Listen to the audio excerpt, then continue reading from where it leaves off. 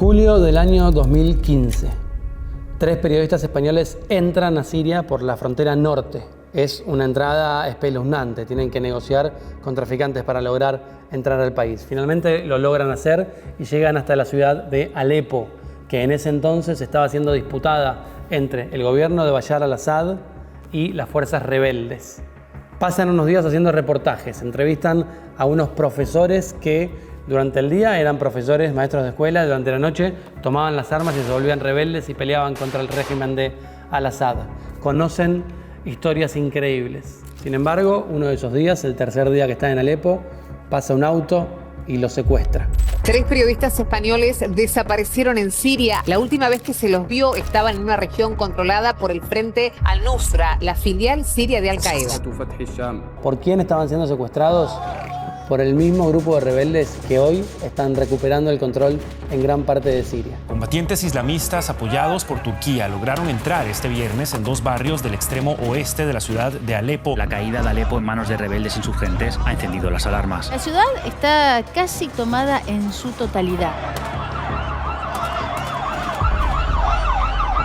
Ángel estuvo casi un año en cautiverio, 299 días, y obviamente conoce a este grupo como nadie, porque aunque a la fuerza convivió con ellos. ¿Qué aprendiste de esta gente que está tratando de tomar Siria, de su manera de pensar? Nosotros tuvimos 2 fases del secuestro, una en la que caímos en manos de unos aficionados, en donde llegamos a compenetrar mucho con ellos. Una noche les quité las esquirlas de un mortero a uno de ellos.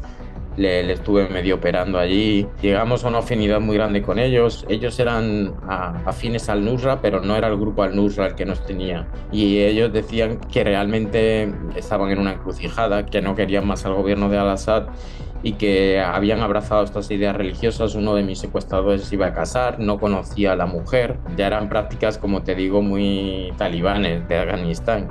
Y yo le decía, pero ¿cómo te vas a casar sin conocer? Y lo empezaban a ver normal. En el caso de Antonio Pampliega, al que le torturaron y le dieron palizas, a nosotros nos tuvieron lo que eran soldados que les habían encomendado la misión de cuidarnos, en cierta manera. Entonces fue una pesadilla psicológica la que yo viví. Yo me volví majar ahí adentro, en el sentido en que la idea de que me fueran a matar o a vender me carcomía todo el tiempo. Ahí adentro sufrí muchísimo psicológicamente.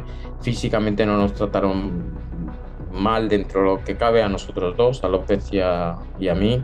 Ellos mismos eran simples, o sea, habían caído en el sitio equivocado.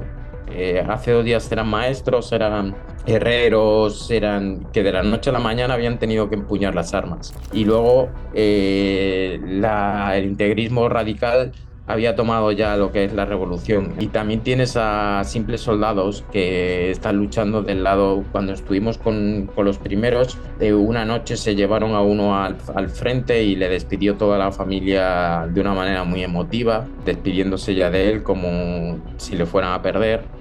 Y todos lloraban, y pues lo vi realmente como si te pasa en Argentina o en España, que de la noche a la mañana a nosotros nos ha pasado con la Dana, te cambia la realidad, pierdes todo y tienes que salir a empuñar las armas. Al principio la gente luchaba por unos ideales de libertad y de democracia, ahora luchan por religión.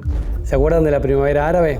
Una serie de protestas en países de Oriente Medio y el norte de África que exigían mayor democracia a sus países. Bueno, para entender lo que está pasando en Siria hoy, hay que remontarnos a aquella época. Era el año 2011 y la población siria salió a las calles a protestar contra el régimen de Bashar al-Assad, una dictadura familiar que venía desde los 70, porque Bashar al-Assad sucedió en el trono, en la presidencia, a su padre, a Hafez al-Assad. La familia de al-Assad es alawita, que es una rama del chiismo. En Siria, la mayoría de la población es suní, es sunita, más del 74%. Bueno, esas protestas que empezaron con la Primavera Árabe, año 2010, 2011, 2012, devinieron pronto en Siria en una guerra civil. Los manifestantes se volvieron rebeldes y tomaron el control de algunas ciudades. Pero muy rápido comenzaron las fracturas hacia adentro del frente de rebeldes. Y lo que empezó siendo un frente unificado, llamado Ejército Libre Sirio, pasó a ser pronto diferentes grupos rebeldes que tenían intereses contrapuestos. En medio de esa situación comenzaron a llegar a Siria desde Irak algunos combatientes para sumarse a la resistencia. Así entraron al país dos líderes que eran parte de Al-Qaeda. Uno de ellos en Siria formó el ISIS, el Estado Islámico Sirio, que seguramente lo recuerden por aquellos videos tremendos de extranjeros siendo ejecutados y sus asesinatos eran transmitidos en vivo. El otro líder formó Al-Nusra, una variante siria de Al-Qaeda. Al-Nusra era también un frente y un movimiento islamista, pero un poco, relativamente más moderado que el Estado Islámico. Con el tiempo, ese grupo Al-Nusra rompe formalmente con Al-Qaeda y forma el HTS, que es el grupo que hoy estamos viendo que está tomando gran parte de Siria en muy pocos días. Primero, la ciudad de Alepo, la segunda ciudad más grande de Siria, esa que cuando comenzó la guerra civil fue tomada por los rebeldes y que Bashar al-Assad tardó 5 años en recuperarla. 5 años en recuperarla y apenas 3 días en perderla. Algo, por otro lado, muy parecido a lo que vimos que pasó en Afganistán, ¿no? Los estadounidenses estuvieron como 20 años tratando de generar un poder, un gobierno fuerte en Afganistán y apenas se retiraron, en menos de un mes los talibanes recuperaron el total control del país. Bueno, algo similar sucedió en Alepo. Muy rápido tomaron la ciudad y ahora están expandiéndose. Mientras hago este video, ya habían conquistado más territorio en Siria de lo que conquistó Rusia en Ucrania en todo un año. ¿Hay alguien que estuvo allí en esos años, mientras estaba disputando el control de Alepo, y que conoce al grupo HTS, o más bien a Al-Nusra, como nadie? Es un periodista español llamado Ángel Sastre, que en el 2015, en julio de 2015, fue secuestrado junto a 2 colegas españoles también en Alepo. Por eso apenas vi la noticia de la insurgencia en Siria y vi quiénes estaban tomando el control de Alepo, lo primero que hice fue pensar en él. Vamos ya mismo a la entrevista con Ángel Sastre. Antes, acuérdense, esto se llama Guerra en Todos Lados, eso es un ciclo de Under Periodismo y acuérdense de suscribirse, de darle clic a la campanita, de ayudarme a que más gente llegue a este canal porque lo hacemos a pulmón y la idea es poder seguir haciendo periodismo. Así que si no son miembros todavía, suscríbanse, que cuesta nada, simplemente un clic. Y ahora sí, vamos a la entrevista con Ángel Sastre.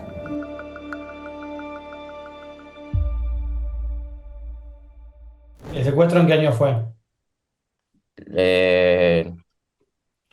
Yo no sé si fue en el 2015 o... la verdad que tengo mis dudas. Uno cree que si alguien fue secuestrado un año por una facción islamista, se acordaría en qué año fue. Sí, en el 2015, como te decía, Mirá. en el Bueno, 2015, entonces vos fuiste muchas veces en y... julio del 2015. Pero sí, yo son fechas que la verdad que mi compañero Antonio Pamplega las tiene más en mente. Yo he decidido pasar página. Y como te decía, en ese momento ya cuando nos secuestró un grupo pequeño y luego ya pasamos al Nusra, que era el grupo más fuerte que estaba en ese momento y ya estaban combatiendo contra el Estado Islámico. Y rápidamente nos pasaron a Idlib, que es la zona donde el gobierno todavía nunca ha podido tomar terreno. Al-Nusra ya nos enseñaban los vídeos de cómo combatían. Durante el secuestro, los secuestradores nos enseñaban los vídeos de operativos que hacían y estaban muy bien armados. Ellos mismos los grababan, tienen un departamento de comunicación. Ellos mismos lo grababan y se veía la profesionalidad que tenían esos tipos a la hora de combatir. Entonces ahora se supone que se han separado de Al-Qaeda, que han tomado el poder y la verdad es que la debilidad que están mostrando eh, Irán, Hezbollah y Ucrania, o sea, y Rusia con Ucrania, pues ha fortalecido el avance rebelde. ¿El avance rebelde hoy se limita solo a esa zona de Alepo, Idlib, o crees que tienen posibilidad de, como los talibanes en su momento en Afganistán, de perpetrar rápidamente el resto del territorio, o crees que no? Yo creo que puede haber un avance significativo, sobre todo hacia el sur. La técnica del gobierno será la misma que, bueno, el conflicto que lleva ya 14 años. Será reagruparse en Damasco y también a las zonas de la costa, Latakia, etcétera. También hay que tener en cuenta el papel que están jugando las milicias kurdas, que también están un poco entre dos bandos. Por ahora parece que con el Ejército Nacional Sirio, que son esas otras facciones apoyadas por Turquía, parece que han llegado a un entendimiento con el HTS para poder combatir juntas. Era la opción menos mala, la verdad, que es la opción menos mala que han visto los turcos y están negociando con ellos. Entonces yo sí que creo que puede expandirse hacia otras zonas del país y que el movimiento de la estrategia del gobierno va a ser retraerse hacia la capital y hacia las costas y esperar a que los aliados les apoyen. Ahora, qué locura que en Siria todas las fuerzas rebeldes, todas se llaman a sí mismo fuerzas nacionales, fuerzas de Siria, fuerzas de, ¿no? Todas se consideran las fuerzas legítimas, pareciera. Sí, la verdad que hay una pérdida de la revolución, ha sufrido varios reveses. Los primeros corresponsales que iban con el Free Syrian Army era, pues la verdad que era para los freelance, ellos mismos te pagaban la estadía, te cuidaban, te defendían, tenían principios, las mujeres iban a Siria, tenían principios democráticos y ha sido la facción que, pero al final se ha radicalizado mucho. Yo cuando nosotros fuimos en el 2015, la gente todas las mujeres ya llevaban velo, ya no creían en una democracia. Eh, ¿Esa sí, dime. qué facción te referís? ¿A cuál de todas? No, Al-Nusra era la que más gobernaba, pero ya había un radicalismo. Nosotros fuimos con Al-Salam la segunda vez a Siria. Al-Salam se supone que era la que nos protegía, pero tenía menos fuerza que Al-Tahrir, que es la primera que nos defendía. Entonces, Al-Salam pronto sucumbió entre Al-Nusra y Al-Nusra nos mantuvo cautivos. Los grupos radicales, aunque estos combaten con fiereza al Estado Islámico, pero los grupos radicales se han hecho muy fuertes en la revolución y son los que, bueno, en este caso, en nuestro secuestro, uno de los países que está financiando todo esto es Qatar. Qatar financió, el gobierno tuvo que negociar directamente con Qatar. ¿Gobierno español? Sí, el gobierno español. Yo lo que digo es que están recibiendo subvención de países extranjeros. Claro. Y en esta ocasión los que más les apoyan es Turquía, al Ejército Nacional Sirio y a HTS. Ok, aclaremos para la audiencia que Ejército Nacional Sirio no significa las fuerzas de Al-Bashar, no son el ejército oficial, sino eh, porque es un lío difícil de entender. Vos cuando entrabas a Siria, ¿entrabas por la aduana tradicional, te llevaban el pasaporte o entrabas de manera suberticia con un grupo rebelde? Hubo dos entradas. La primera entramos por uno de los tránsitos que había, porque todavía estaban abiertos las aduanas con Turquía. En una entramos allí y nos estaba esperando una cativa del ejército de la Brigada Al-Tahrir, porque la carretera ya era muy peligrosa. Habían secuestrado a Jane Foley, los famosos vídeos cortándoles el cuello. Y la segunda vez que entramos con unos smugglers, con unos contrabandistas. La verdad que estaban cerradas todas las aduanas y tuvimos que recurrir a estos traficantes. Fue muy bizarro porque los traficantes al final intentamos entrar por la noche por un descampado y el descampado estaba controlado por coches del ejército. Entonces nos abandonaron en una granja. Al día siguiente vinieron y, y luego más tarde eh, vino un motorista con un señor mayor con un tractor, nos llevaron hasta un olivo y en el olivo aparecieron unos niños y esos niños fueron los que nos llevaron por los escurridizos laberintos por los escurridizos caminos hasta que conseguimos llegar a Alepo. A Alepo no, perdón, a la frontera. Ángel Después llegamos a Alepo. está completamente demente, ¿no? Uno diría, o sea, yo te entiendo, me apasiona el mismo oficio que vos, por algo sos un grande, pero también un demente, porque lo que estás contando es, cualquiera que lo escuche va a decir, che, pero ¿por qué? No, la verdad es que fue muy... nosotros cometimos algunas irresponsabilidades a la hora de este viaje y la verdad que fue bastante peligroso la manera en la que entramos. A mí ya me pintó muy mal porque cuando llegamos no estaba esperándonos el fixer, sino que nos pillaron unos desconocidos con pistolas que ahí ya podíamos haber caído secuestrados.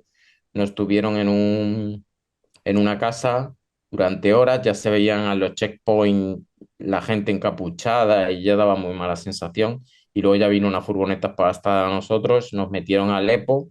En Alepo estuvimos con 2 días con la brigada del Salam y rápidamente vino el secuestro. O sea que entramos con smuggler, con traficantes. Ok, y ya estaba un poco todo ya se sabía que había tres periodistas españoles ahí, se corrió la información. Claro, ya desde el principio el fixer estaba eh, colgando fotos nuestras en Facebook, bueno, muy desprolijo todo Claro, y casi casi que puso un anuncio eh, sí, venta. de nuestra estadía en Siria. Entonces, no sabemos si nos vendió el conductor o el fixer o estaban compinchados, pero ya rápidamente nuestra presencia en Alepo no íbamos metidos en un coche, íbamos a la vista. La verdad que ahí cometimos irresponsabilidades. ¿Vos volviste a Siria después No, no, no, no, no he vuelto a ir. Ahora mismo, la verdad que me tienta mucho volver, pero yo quería volver por lo menos a la zona de Damasco y desde ahí ver si con el ejército podía ir empotrado. Pero bueno, es uno de los objetivos que tengo ahora, por ejemplo, para la serie. Para el que no sabe, vos estuviste secuestrado por Al-Nusra cerca de un año, ¿cierto? 11 meses. 11 meses y fue el gobierno español quien negoció tu liberación. Habrá sido, de eso yo Sí. no sé que si te gusta hablar, imagino que no, pero ¿cómo es ver que ese grupo que te secuestró volvió a tomar el poder, volvió a tomar la ciudad? ¿Qué sentiste? Bueno, yo seguí en potencia, luego hubo algunas noticias publicadas, no quedó claro si habían caído algunos de los líderes de Al-Nusra después de nuestra liberación. Eh, yo, la verdad que Usama, que era nuestro fixer, se intentó poner en contacto con Antonio Pampliega, pero nosotros sabíamos o sea, yo por el seguimiento que yo hacía con la gente que había adentro, que el conflicto continuaba y que Al-Nusra seguía siendo muy poderosa. Luego ahora ha venido otras facciones que la han sustituido, pero bueno, son los mismos, son, son todo, son los mismos. Y entonces yo la sensación que me da es que efectivamente el conflicto no paró desde que nosotros fuimos liberados, que el conflicto yo sabía cada vez que prácticamente todos los días pienso que en Idlib no los han conseguido expulsar.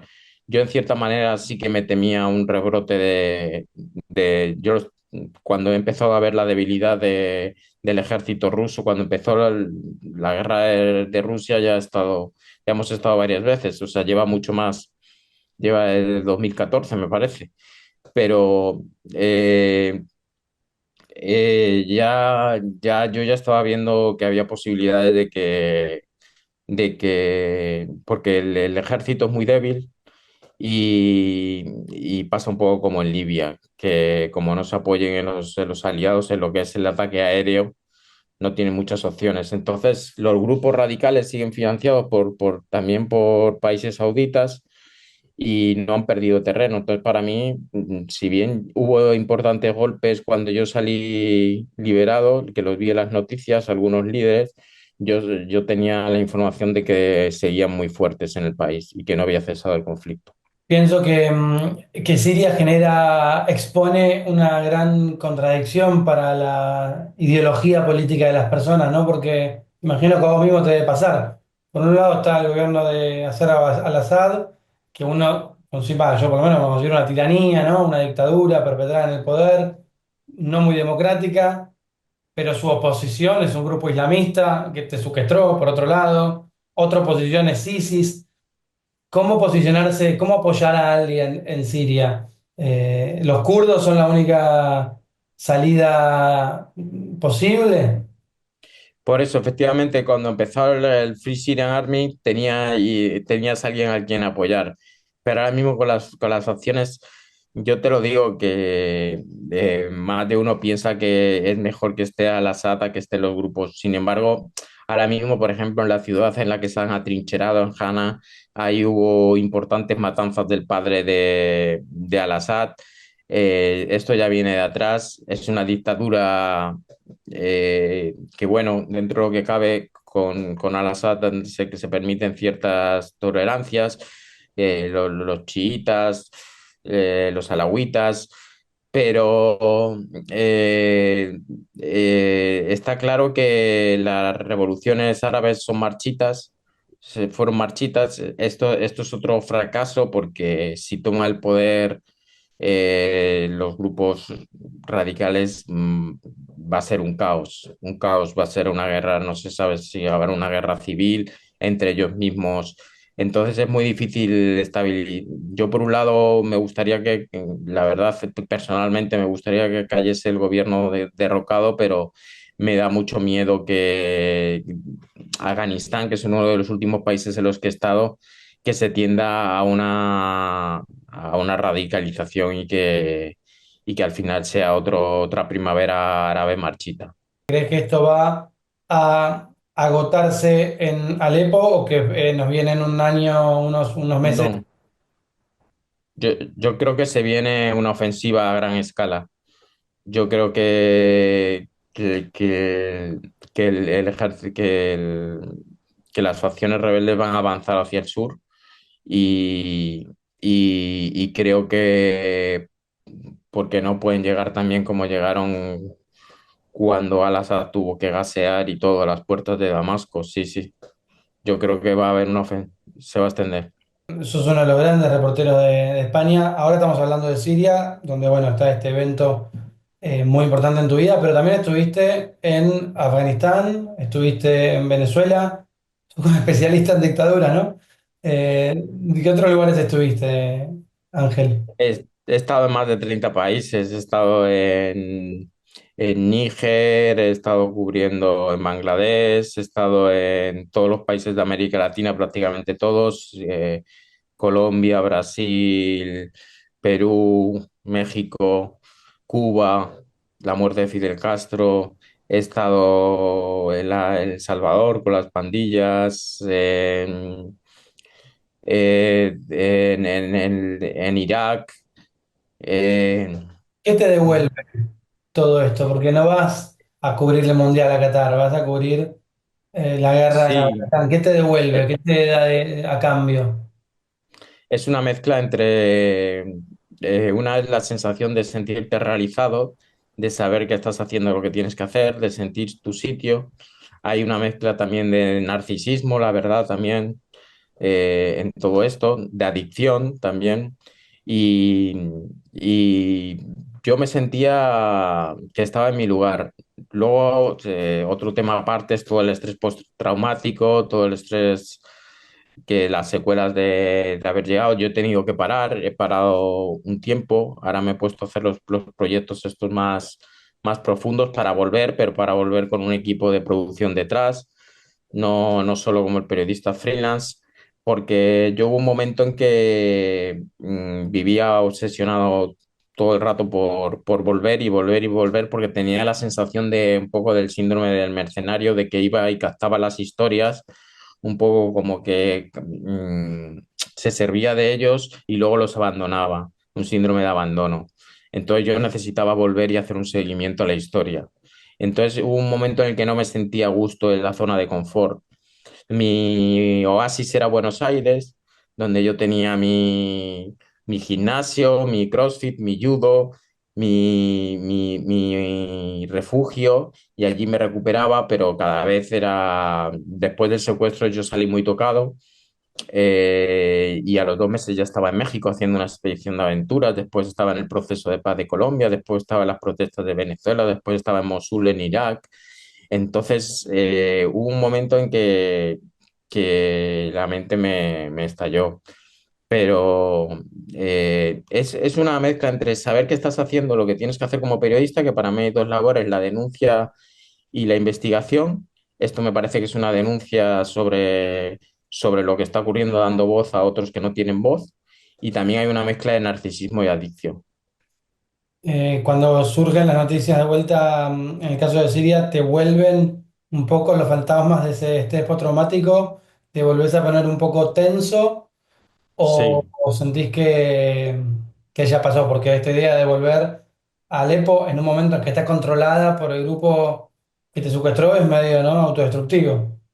me pone muy nervioso, pero te digo que también me pone muy nervioso no poder volver. O sea, es una... A mí me ponen muy nervioso todos los conflictos, la verdad que todo lo que ocurre en Oriente Próximo, en Ucrania y ahora mismo en otros países también me ponen...